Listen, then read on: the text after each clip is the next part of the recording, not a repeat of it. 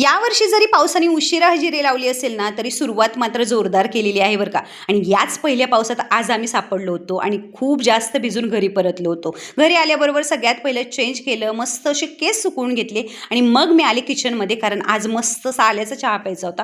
कारण पावसाळा आणि त्याचबरोबर आल्याचा चहा हे कॉम्बिनेशन एकदम भारी आहे. त्यामुळे मस्त असा चहा कडक पिला आणि नंतर स्वयंपाकाला गेले. आज सकाळी सकाळी छोटी छोटी काटेरी वांगी आणली होती, कारण आज मला करायचं होतं भरलेलं वांगं, तेही जरा वेगळ्या पद्धतीने. कारण काही वर्षापूर्वी मी मावळ या भागात राहिले होते आणि तिथंच ही भाजी मी सगळ्यात पहिली माझ्या एका मैत्रिणीने मला शिकवली होती. आता हा चॉपर ना फ्लिपकार्टचा आहे बरं का, आणि मस्त असा युजफुल, तितकाच अफोर्डेबल आहे. त्यामुळे तुम्हाला हवं असेल तर नक्की घ्या.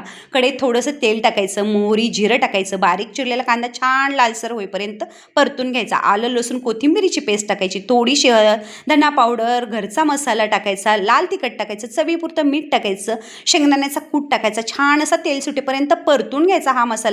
आणि सगळ्यात शेवटी कोथिंबीर टाकून आपला मसाला रेडी करायचा आहे, कारण हाच मसाला आहे जो आपण या वांग्यांमध्ये भरणार आहे. आता ही मसाल्याची प्रोसेस सगळ्यात महत्त्वाची आहे बरं का, कारण या मसाल्यामुळेच आपल्या भरलेल्या वांग्याला एक छान वेगळी टेस्ट येते. मस्त अशी वांगी परतून घ्यायची आणि मध्यम गॅसवरती. आता गरम पाणी या मसाल्याच्या वांग्याला लागणार आहे, त्यामुळं गरम पाणीच याच्यामध्ये टाकायची, कारण याची टेस्ट आणखी जास्त वाढवी म्हणून.